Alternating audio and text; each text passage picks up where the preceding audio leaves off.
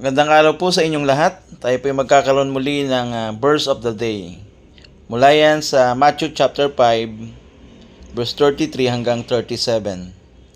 Sabi sa verse 33, "Again, you have heard that it was said to those of old, you shall not swear falsely, but shall perform to the Lord what you have sworn." Verse 34, "But I say to you, do not take an oath at all, either by heaven, for it is the throne of God, or by the earth, for it is his footstool, or by Jerusalem, for it is the city of the great King."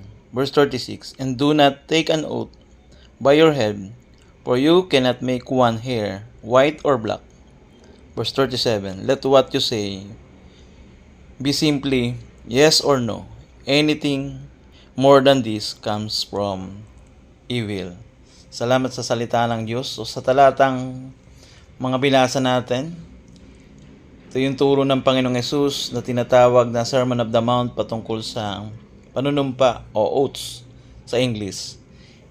In verse 33, "You shall not swear falsely, but shall perform in the Lord you have sworn." So huwag sirain na basta manumpa o pamanata na hindi natin kayang gawin o hindi natin kayang tuparin.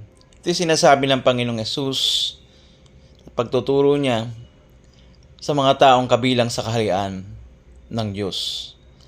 Na hindi lang pagsasabi kung ano ang panunumpa para sabihin sa iba, katulad ng binanggit po doon sa verse 34.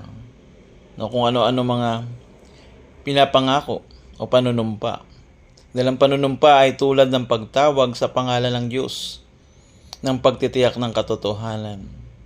Isang panata na dapat magkaroon ng integridad sa sinasabi, hindi kung ano-ano ang pinapanumpa o panata na hindi naman kayang gawin. Kaya ang sabi sa verse 37, "Let what you say be simply yes or no."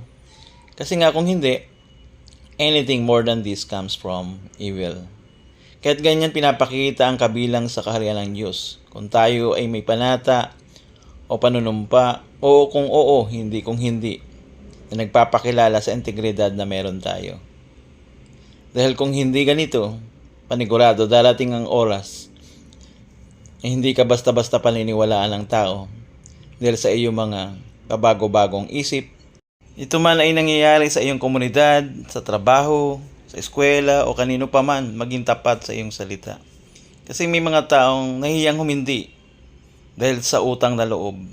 Ngunit hindi mo kayang gawin, mas maigi pang huwag mong ipangako o ipanumpa.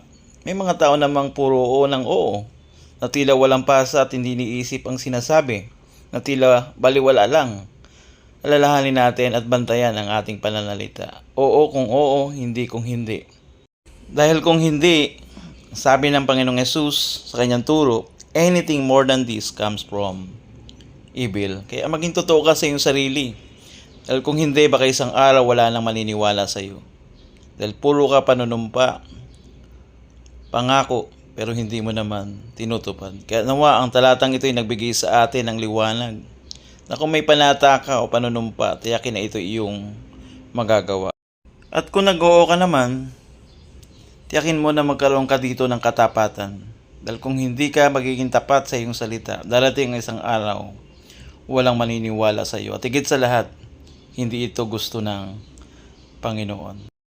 Dahil ang katapatan ang ibig niya, kaysa kawalang katapatan na salita.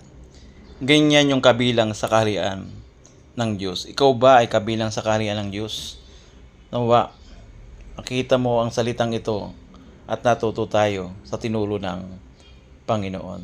At kung hindi pa naman, tiyakin mo na ikaw ay mapabilang sa kaharian ng Diyos. At alalahanin sa iyong panunumpa o iyong panata na tiyakin mo na ito'y iyong magagawa. Nawa po meron tayong natutunan sa ating mga talata mula sa salita ng Panginoon. Pagpalain tayo ng Diyos. God bless you all.